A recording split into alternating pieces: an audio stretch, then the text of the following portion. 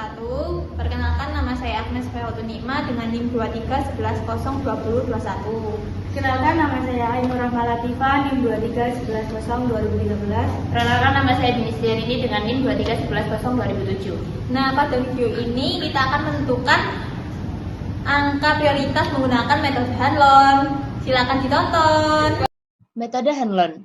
Metode Hanlon adalah sebuah metode yang digunakan untuk membandingkan berbagai macam masalah kesehatan secara adil dan objektif, serta sebagai dasar untuk merencanakan strategi perbaikan guna meningkatkan pelayanan kesehatan.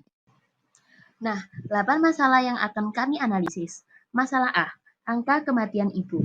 Masalah B, angka kematian bayi. Masalah C, prevalensi kekurangan gizi. Masalah D, prevalensi tuberkulosis. Masalah E, prevalensi HIV. Masalah F, prevalensi tekanan darah tinggi. Masalah G, prevalensi obesitas pada penduduk usia 18 tahun. Masalah H, prevalensi merokok penduduk usia lebih dari 18 tahun. Ini angka dari masing-masing setiap masalah. Nah, di sini kami akan memperlihatkan proses dari metode Hanlon untuk menentukan prioritas masalah. Di sini kami berdiskusi untuk menentukan skor dari setiap masalah. Sebelum menentukan skor, kita merubah angka dari setiap masalah menjadi persen.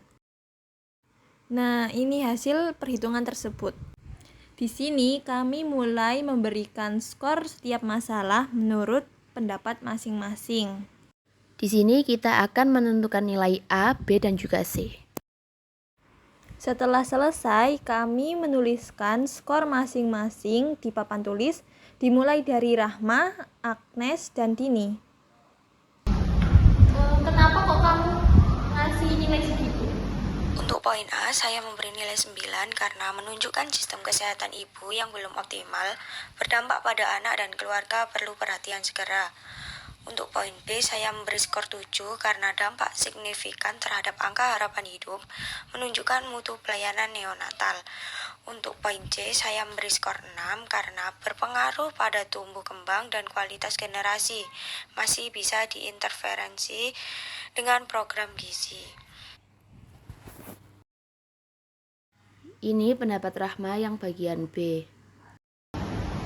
Kalau yang C, kenapa ngasih nilai segitu? Saya memberi skor 7 karena program sudah berjalan atau KIA, posyandu, rujukan, ponet atau ponek, tapi bergantung pada fasilitas dan akses. Untuk poin B, saya memberi skor 2,5 karena perlu intervensi multifaktor atau ASIK, neonatal care, imunisasi tidak perlu efektif cepat. Untuk poin D, saya memberi skor 5,5 karena intervensi gizi atau PMT, edukasi ibu posyandu, cukup berhasil bila dijalankan rutin. Ini pendapat Rahma yang bagian C. Oke, lanjut ke Agnes untuk yang poin B. Poin B? Poin B aku kasih skor 7 karena meskipun angka ini cenderung menurun ya dalam beberapa tahun terakhir, tapi penguatan program KIA terus sudah tersedia, jadinya lumayan relatif seperti itu. Terus yang kedua yang saya kasih skor 9 karena masih menjadi perhatian tinggi dalam sistem pelayanan dasar kematian bayi menunjukkan lemahnya intervensi dini. Terus yang ketiga aku kasih skor 7 karena mengajak generasi mendatang, kualitas hidup dan produktivitas jangka panjang dipengaruhi. Ini pendapat Agnes, bagian B. Untuk yang poin C itu kenapa kok bisa kasih poin gitu? Di poin C yang pertama aku kasih skor 4 karena intervensi tergantung akses ke fasilitas rujukan dan ketersediaan tenaga kerja di daerah terpencil itu masih sulit. Terus yang kedua aku kasih skor 5 karena intervensi sudah tersedia seperti imunisasi, ASI eksklusif, perawatan yang vital, tapi cakupannya masih terbatas. Terus yang ketiga aku kasih poin 7 karena PMT dan edukasi gizi sudah berjalan, namun masalah gizi tidak kunjung turun secara signifikan. Ini pendapat Agnes bagian C. Selanjutnya aku tanya kamu ya. Kenapa kok kamu ngasih skor segitu di B? Yang pertama pembahasan yang A aku kasih nilai nilai 6 karena di angka kematian ibu ini meskipun berdampak besar kasusnya itu relatif jarang dibandingkan dengan penyakit kronis, sudah menjadi fokus utama pemerintah. Yang kedua, saya kasih nilai 7 karena angka kematian bayi itu referensi langsung terhadap sistem kesehatan dasar dan kualitas pelayanan mental dan perlu perhatian yang tinggi. Yang ketiga, saya kasih nilai 4 karena angka kekurangan gizi itu prevalensinya cukup tinggi, berpengaruh pada kualitas sumber daya manusia, namun dapat diperbaiki dengan program gizi yang sudah ada. Ini pendapat Dini di bagian B. Kenapa kamu memberi skor segitu semuanya? Yang di C, yang pertama saya kasih nilai 9,5 karena angka kematian ibu ini pemerintah telah memiliki sistem rujukan dan posyandu aktif, jika dimaksimalkan hal ini sangat berdampak. Nah, yang kedua saya kasih nilai 9 karena angka kematian bayi, intervensi mental dan ASI inklusif jika didukung kuat bisa menurunkan angka kematian bayi. Yang ketiga saya kasih skor 7 karena intervensi PMT, edukasi dan verifikasi gizi sangat potensial jika terintegrasi dengan PKK dan juga posyandu. Ini pendapat Dini di bagian C. Di sini kami mulai menghitung rata-rata dari pendapat masing-masing di poin A, B, dan C. Yang poin A, masalah A itu 9,5 dibagi 3 sama dengan 3,1. 3,1. Terus yang masalah 2, 15,2 dibagi 3 sama hasilnya 5,1. Yang masalah 3, 23,8 dibagi 3 7,9. Yang masalah 4, 9,2 dibagi 3 3,1. Yang masalah 5, 10,9 dibagi 3 3,6. Yang masalah 6, 29,9 dibagi 3 9,9. Yang masalah 7, 22,22 dibagi 3 7,5. Yang terakhir 17,6 dibagi 3 5,8. Lanjut yang masalah B. Masalah A 22 dibagi 3 7,3. 7,3. Yang masalah B 3 dibagi 3 7,6. Yang C 7 dibagi 3 5,6. 22 dibagi 3 7,3. 7 dibagi 3 2,3. 17 dibagi 3 5,6. Koreksi yang masalah 3 itu 17 dibagi 3 sama dengan 5,6, tapi hasilnya sama. Iya. Terus yang selanjutnya yang B, masalah B 15 dibagi 3 5.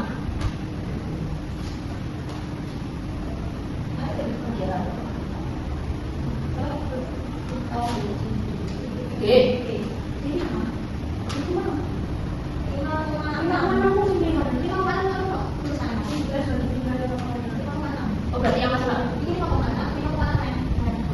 Ya, terus yang selanjutnya yang B 5. 5 Terus yang terakhir 6 dibagi 3 bagi 2. Ya. Lanjut yang masalah yang poin C. Ya. Yang poin C, yang A 20,5 bagi 3 6,8. Yang poin B 16 bagi 3 sama dengan 5,3. Yang poin D 19 bagi 3 6,3. Yang poin D 14,5 bagi 3 5,5. Untuk poin E 14,5 bagi 3 4,8. Untuk poin F 7,5 dibagi 3 2,5. Untuk yang B 6,5 dibagi 3 hasilnya 2,1. Untuk yang poin H 1,5 dibagi 3 hasilnya 3,5.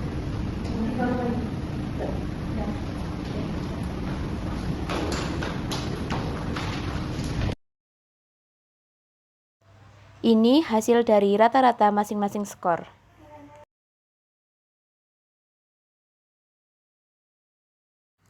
Setelah menghitung rata-rata dari pendapat masing-masing di poin A, B, dan juga C, kita mulai menghitung nilai per, di mana nilai per jika nilainya 1 adalah iya dan jika nilainya 0 adalah tidak. AA1, AB1, AC1, AD1, AE1, AF1, AG1, AH1, RA1, RB1, RT1, RT1, RE1, RS1, RG1, RH1, LA1, LB1, LC1, LT1, LT1, LF1, LG1, LH1. Setelah menentukan nilai per, di sini kita akan menentukan prioritas masalah metode Hanlon dan faktor per, di mana A, B, C dikali dengan faktor per.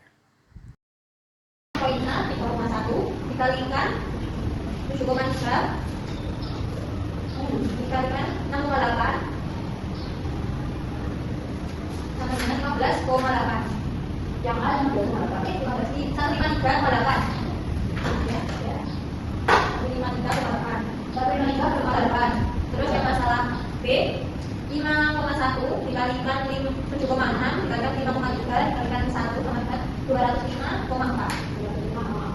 Yang masalah 3, 7,9 dikalikan 5,6 dikalikan 6,3 dibagi 8,7 dikalikan 1 27,8 28,7 ya. 3,1 dikalikan 7,3 dikalikan 5,5 dikalikan 1 124,4. Yang E 3,6 dikalikan 2,3 dikalikan 4,8 dikalikan 0 sama dengan 0. 9,9 dikalikan 5,6 dikalikan 2,5 dikalikan 1 138,6. Yang B 7,3 dikalikan 5 dikalikan 2,1 dikalikan 1 76,6. Yang H 5,8 dikalikan 3 dikalikan 3,5 dikalikan 1 60,9. 60,9.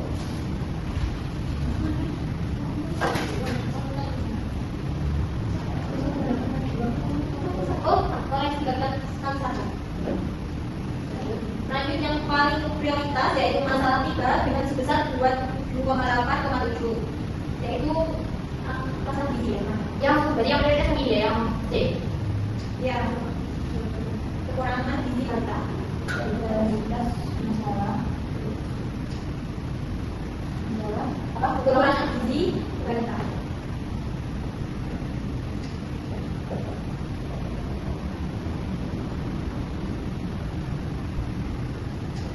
Sudah.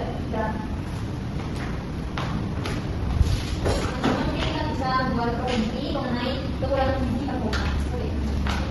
Nah, dari perhitungan tadi kita sudah melihat skor masing-masing dari masalah, di mana dari skor tersebut kita melihat bahwa ada satu nilai tertinggi yaitu di bagian C dengan nilai 278,7, yang dimana C adalah masalah kekurangan gizi pada balita. Jadi dari kelompok kami sudah menentukan bahwa prioritas masalah kami adalah kekurangan gizi pada balita. Nah, setelah tadi sudah tahu bahwa prioritas masalah dari kelompok kita adalah kekurangan gizi balita. Nah, langkah selanjutnya yang akan kami lakukan adalah membuat problem tree.